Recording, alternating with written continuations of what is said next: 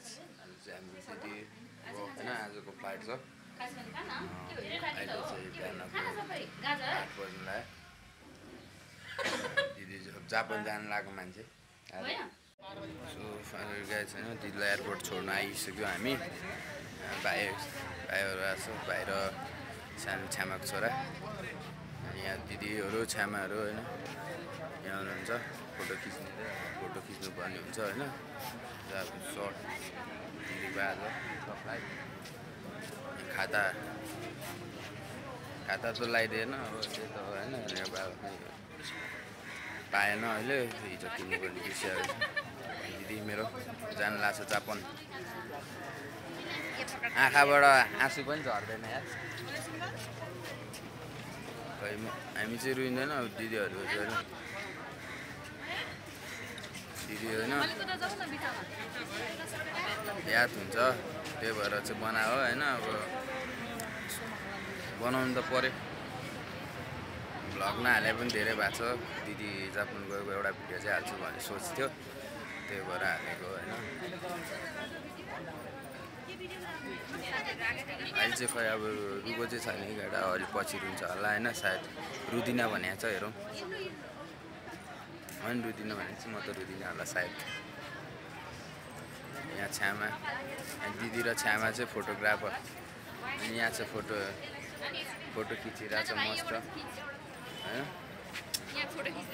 photo खिचिदिनु पऱ्यो अरे कान्छ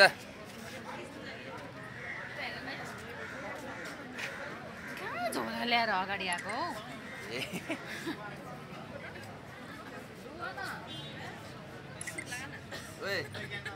थुक लाएर फोटो खिच्छ त्यो यस्तो हुँदैन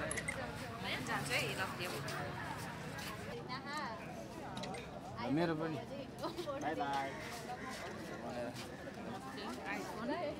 हेलो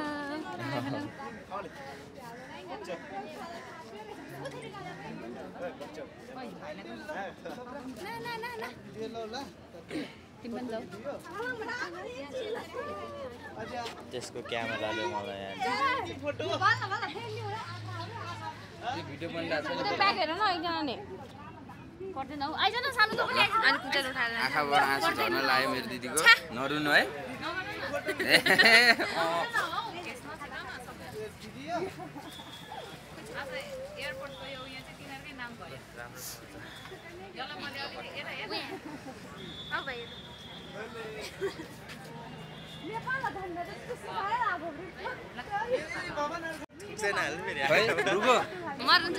थालिसक्यो है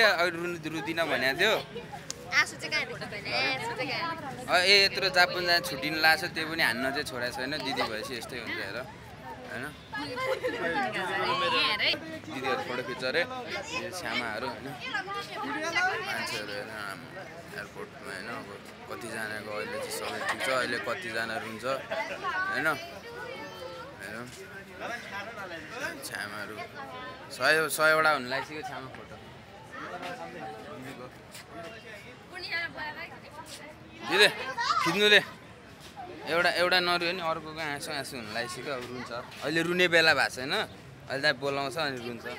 फोटो खिच्नु दे क्या फेरि बोलाइरहेको छ दिदीले यहाँ अब दुईटा दिदी छ सम्हाल्न गाह्रो छ हेर्नुहोस् अब एउटा रुन्छ एउटा अब अर्को पनि रुन्छ एउटा रुएपछि अर्को त कहाँ सोध्छ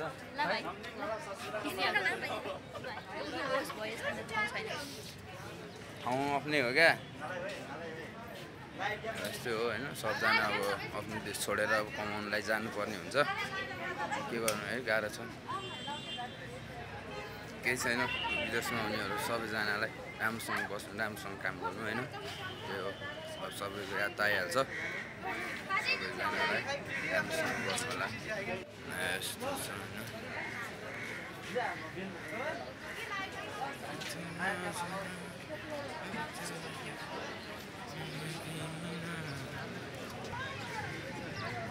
नेपालमा धेरै नघुमे पनि जापानमा घुम्ने भयो मेरो दिदी चाहिँ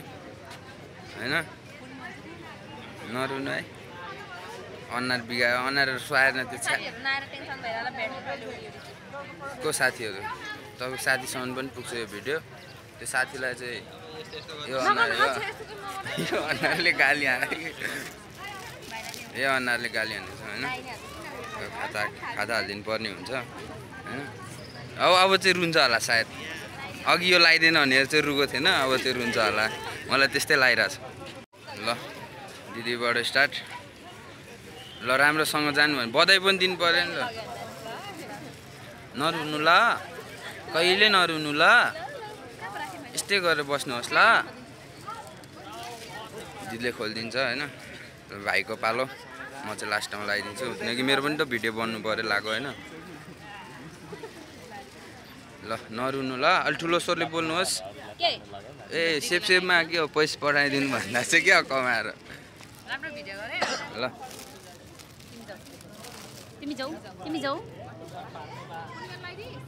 आँसु झार्नुपर्छ क्या अनि मात्र लगाइदिनु छिटो न हौ रुनु पऱ्यो नि त जापान जाने मान्छे त रुन्छ दिदीलाई राम्रोसँग जानु अब एक खबर त खानु पऱ्यो नि दिदी भएछ होइन अब धेरै पिट्न पाइँदैन त्यही पनि एक खबर चाहिँ हानिराख्छ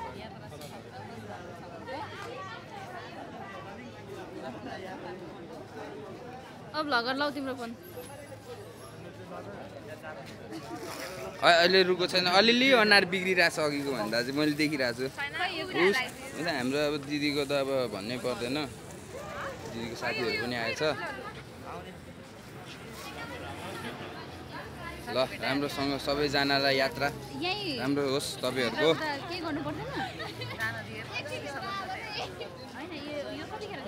ऊ मात्र हो तपाईँको साथी एकजना मात्र हो 12 जना खोइ त एकजना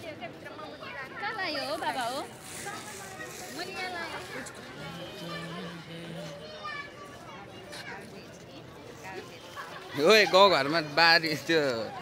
गाई भैँसीलाई दम्लो बाँधे जस्तो बाँधिरहेको छ त्यसले त के गरे नाटक हाम्रै दिदीमा त होला अहिले सबजना रुएर हङ्गामा छ हुन्छ होइन हाम्रै दिदीमा त यस्तो छ यार ल नजाउला दुईजना है नरु होला तिमी नरु होला मलाई थाहा छ ल तिमी रुन्छौ मलाई थाहा छ ल नरु होला रुने बेला भएको छैन क्या दिदी राम्रोसँग जानु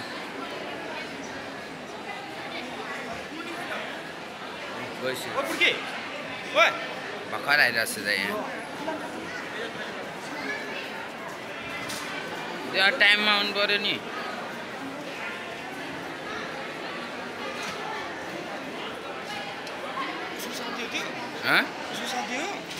कति छिटो गरेको थियो 10 बजी भनेर त्यसमै लाग्यो त्यहाँ टाइममा हुँदैन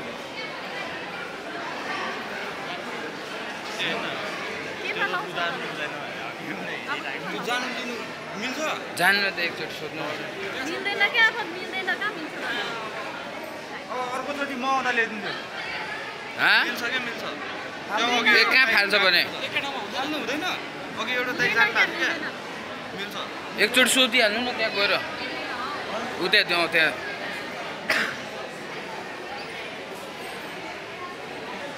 मोबाइल स्विच अफ हुन लाग्यो मेरो दिदीको साथी हो उहाँ चाहिँ होइन दिदीले देखायो भने हेरिदिनु होला पछिसम्म गयो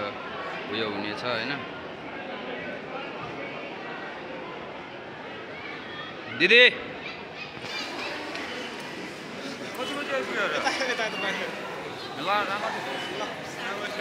यो दिदी पनि मिस यु बाई बाई तपाईँलाई राम्रोसँग जानु यो गरेर हेर्नु होला राम्रोसँग पढ्नु राम्रोसँग काम गर्नु दिदी by by miss you by यति नै हो थ्याङ्क यू